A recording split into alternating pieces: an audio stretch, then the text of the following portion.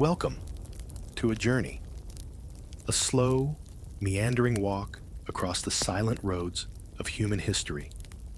Tonight, we won't rush. We won't lecture. We'll simply wander from the flickering fires of prehistoric caves to the whispered chants of temples lost to time, from the clatter of coins in ancient marketplaces to the silent pages of books forgotten in libraries older than empires. You don't need to remember names.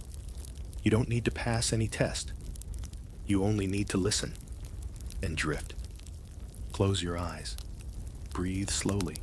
Let's begin at the very beginning. Before humans, there were forests. And before forests, there were seas. And before seas, there was only heat and stone. The earth spun silently through the dark. For billions of years, volcanoes erupted, unseen by any eye. Lightning cracked, but no one heard. Then came life. First in the oceans, tiny, delicate things. Then in the air, the trees, the crawling soil. Time passed in waves. Life bloomed and died. Entire species appeared and disappeared. And the earth barely noticed. And then came us. Somewhere, long ago, a spark was born. Maybe it was lightning that struck a tree. Maybe it was the rubbing of dry branches in the wind. But for the first time, something burned, and someone watched. Early humans did not yet know how to make fire, but they learned how to borrow it. They carried embers in stone bowls, kept flames alive through storms, fed them with dry leaves and careful breath. Fire became more than warmth. It became a circle of safety in the night. Around it, stories were born. Shadows danced on cave walls. And the first myths, the first songs, began to echo in human voices. With fire came food that was cooked. And with cooked food came time. Time to think. Time to wonder. Time to look at the stars and imagine. We became different from the animals around us. We began to bury our dead. We carved symbols into bones. We painted walls with ochre and ash. Animals we feared and hunted and honored. The world was still vast, still wild, but within that wildness we began to dream. A rock, a stick, and an idea. That was all it took. The first tools were not complicated. A sharpened stone to crack a bone, a branch shaped into a spear. But they changed everything. With tools, we became hunters, not just scavengers. We built traps. We stitched clothes from hide. We shaped the world around us, little by little. The Stone Age was not silent. There were the sounds of striking flint, the chipping of axes, the grinding of grains between stones, and language slowly began to form. No one knows the first word, but perhaps it was a name, or a sound of warning, or a song for the night. The world was still dangerous, but our ancestors had begun to speak to one another. And with that, they began to remember. Memory became culture. Culture became story. Story became history. We stayed in small bands for thousands of years. Hunters, gatherers, wanderers beneath the stars. But something changed. Somewhere in the warm, fertile valleys of what we now call the Middle East, someone planted a seed. Not just any seed, but a seed of change. Agriculture, the great shift. For the first time, people stayed in one place. They grew food. They built homes. They stored grain for the winter. Villages grew. And in time, so did cities. With crops came surplus. With surplus came trade. With trade came writing. The earliest cities rose near rivers. The Tigris, the Euphrates, the Nile, the Indus. Water gave life. And with it came the birth of civilization. Bricks made of mud, walls, temples, towers. People needed to keep records of grain, taxes, of laws. So they invented writing. At first it was just marks on clay, lines, dots, symbols. But those symbols held power. They captured thought, and thought, once written, could last forever. With writing came memory. With memory came history. People could read what their ancestors had seen, believed, feared, worshipped, and slowly, we began to understand who we were. Kings rose, empires were built, battles were fought, and songs were sung of their glory. But most people did not live in palaces. They lived quiet lives, baking bread, tending sheep, telling stories by firelight. They believed in gods, in fate, in seasons that came and went.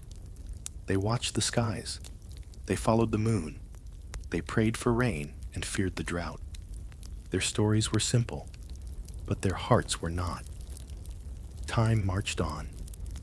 Bronze gave way to iron. Chariots thundered across deserts. Scrolls were inked by candlelight. Great walls rose and fell. Names changed. Languages shifted. Empires came and crumbled into dust. But through it all, people remembered, and they dreamed, and they spoke, and they listened. And now, here we are, still listening, still dreaming, still part of the same story. But history did not pause. Beyond the fall of ancient empires, new cultures rose from their ashes. In distant lands, separated by deserts and oceans, different peoples began to build lives shaped by their own rhythms of nature and belief. In China, vast dynasties formed along the Yellow and Yangtze rivers, forging systems of governance, family structure, and philosophy. Confucius would one day speak of harmony and order, and his words would ripple through generations. In the Americas, long before the arrival of Europeans, grand civilizations emerged. The Olmecs, the Maya, and later the Aztecs and Inca developed intricate calendars, sacred pyramids, and spiritual systems deeply tied to the land and stars. In Africa, kingdoms flourished, Ghana, Mali, and Songhai among them, each leaving behind tales of gold, learning, and power, traded along the scorching trails of the Sahara. In India, the Vedic texts were composed. Sacred chants passed from one generation to another, capturing both the cosmic and the personal. From these texts arose great spiritual traditions: Hinduism, Buddhism, Jainism, each offering paths toward meaning and release. As people moved, so did stories. The Silk Roads opened, not only for silk and spices, but for ideas, for mathematics, for dreams. A merchant from Arabia might drink tea with a poet from Persia, and their conversation might find its way into the libraries of Constantinople or Alexandria. Rome came, with its legions and its roads. It connected lands with stone and willpower. Its legacy remains in aqueducts, in alphabets, in laws whispered through courtrooms today. But even Rome, mighty as it was, would fall. And in the lands it once ruled, a patchwork of kingdoms and faiths emerged. Christianity spread, carrying its gospels from humble origins to cathedral domes. Meanwhile, in the deserts of Arabia, a prophet named Muhammad would receive revelations that echoed through time and gave birth to one of the world's great faiths, Islam.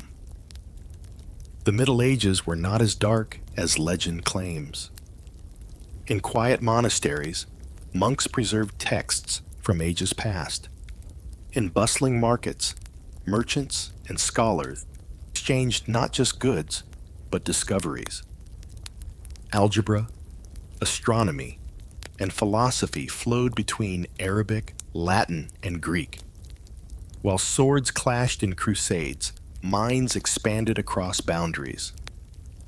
Then came the Renaissance, a rebirth of curiosity. Painters lifted brushes to recreate light and shadow. Inventors dreamed of flying machines. Explorers set sail, chasing edges of maps. Some sought knowledge, some sought riches, some brought ruin, but none left the world unchanged. The printing press spread ideas like wildfire. The microscope revealed invisible worlds. Revolutions stirred in thought and blood. People questioned kings, questioned gods, questioned everything. And yet, for all the upheaval, many lives remained simple. A farmer still waited for spring. A mother still hummed to her child. A teacher still told the story of the stars. The world became faster. Steam-powered wheels, electricity danced through the wires, machines built cities in months. But the soul of history remained, people living, choosing, hoping. And in this vast, tangled web of time, you are here. Listening, breathing, a part of the great unfolding. So rest now. You've walked through thousands of years, and history, ever patient, will wait to tell you more whenever you're ready to listen again. Candles flickered in drawing rooms. In coffee houses and salons, people gathered, not to fight, but to think. This was the age of Enlightenment, the age when reason dared to question tradition, when thinkers like Voltaire, Rousseau, Locke, and Kant asked, "What is freedom? What is truth? What is the nature of power?" It wasn't about rebellion, not at first. It was about light, about knowledge, about challenging the idea that kings ruled by divine right or that people were born to serve. It was about imagining a world shaped not by bloodlines, but by ideas. This intellectual spark kindled revolutions. In America, colonists declared independence with ink and fire. All men are created equal, they wrote, even as they struggled to understand what that truly meant. In France, the monarchy fell, and with it came chaos, change, in the echoes of liberty, equality, fraternity. Ideas flowed across oceans, across borders, and though many were stained by contradiction and conflict, they changed the world. Soon, the air began to hum. The great silence of fields gave way to the thunder of gears and the whistle of steam. Coal-fed furnaces, iron bent to human will. Cities rose with smokestacks instead of spires. People moved, from villages to factories, from farms to crowded tenements. Children worked, hands blistered.